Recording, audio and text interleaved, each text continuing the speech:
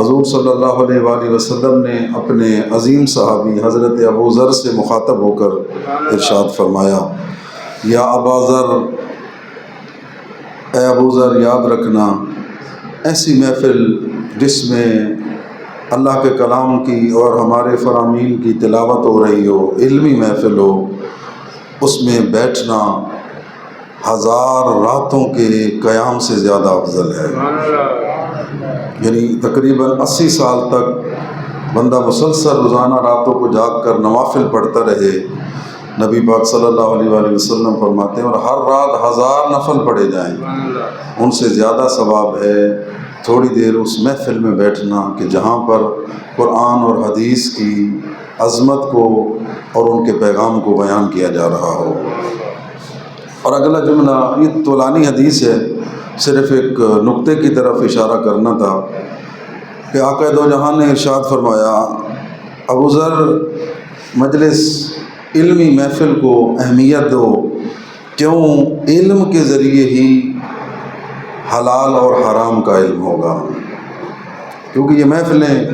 یہ خطبات، یہ مجالس،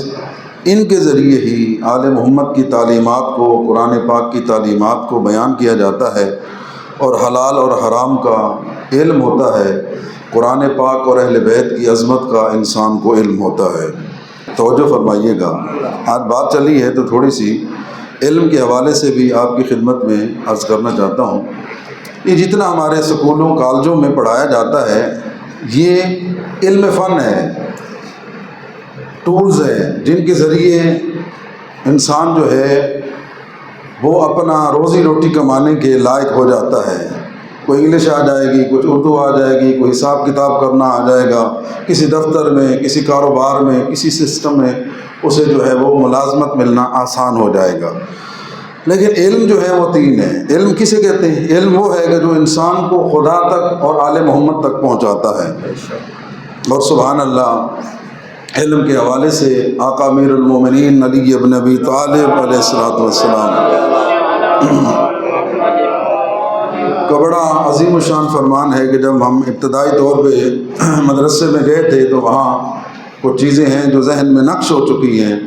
ان میں سے ایک نقش شدہ فرمان یہ ہے کہ آقا امیر المومنین کا یہ فرمان کہ مولا فرماتے، رضینا قسمت الجبار فینا لنا علم وللأعداء مال۔ آقا امیر المومنین فرماتے ہیں کہ ہم اللہ کی تقسیم پر راضی ہیں، اللہ نے ہمیں علم دیا ہے، ہمارے دشمن کو مال عطا کیا ہے۔ یعنی علم کا زیادہ ہونا یہ فضل ربی ہے، اور اس حوالے سے مولا فرماتے ہیں کہ ہم اللہ کی تقسیم پر راضی ہیں، اللہ نے ہمیں علم سے نوازا ہے، اور ہمارے جو دشمن ہیں انہیں اللہ نے صرف مال سے نوازا ہے۔ یہاں پر ایک جملہ عرض کرنا چاہتا ہوں، آقا امیر المومنین کی ولایت کا ہم دم بھرتے ہیں، ذرا تنہائی میں بیٹھ کر سوچئے گا کہ ہمیں ڈالر اچھے لگتے ہیں یا علم اچھا لگتا ہے؟ بآواز بلند صلوات پڑھ دیں، اللہ صلی اللہ۔ ہاں، جو جائز ضروریات ہیں ان کے لیے کمانا، اس کا حکم قرآن نے بھی دیا ہے، اور آل محمد کی سیرت سے بھی یہ چیز جو ہے وہ ملتی ہے۔ علم جو ہے اس کا بڑا مقام ہے، اور جو ہم بچوں کو پڑھا رہے ہیں یہ کسب معاش کا ذریعہ ہے، علم فن ہے، کوئی ڈگری، کوئی ڈپلومہ، جس کے ذریعے انسان کو دنیا داری کے لیے پیسے کمانے کا بہتر ذریعہ ملے گا۔ ورنہ حقیقت میں علم 3 قسم کے ہیں معصومین کے فرمان کے مطابق۔ پہلا اصول دین کا علم، یعنی انسان کو خدا کی معرفت ہو، نبوت کا علم ہو، عدالت کا علم ہو، امامت کی معرفت ہو اور قیامت کی معرفت ہو، تو یہ علم ہے۔ اور دوسرا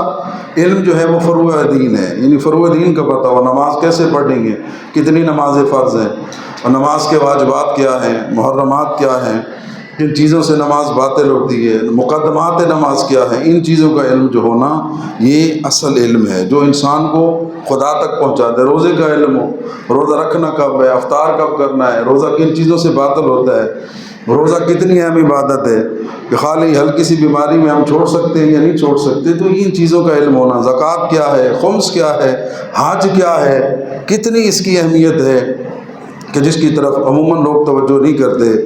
یعنی اگر ہمارے پاس تھوڑی سی انویسٹمنٹ آتی ہے تو ہم یہ کہتے ہیں کہ جناب ہم کوئی نہ کوئی ایکسٹرا چیز خرید کر رکھ لیتے ہیں، کل کو ہمارے کام آئے گی۔ ذمہ داری سے عرض کر رہا ہوں، آل محمد کی سیرت اور کلام یہ کہتا ہے کہ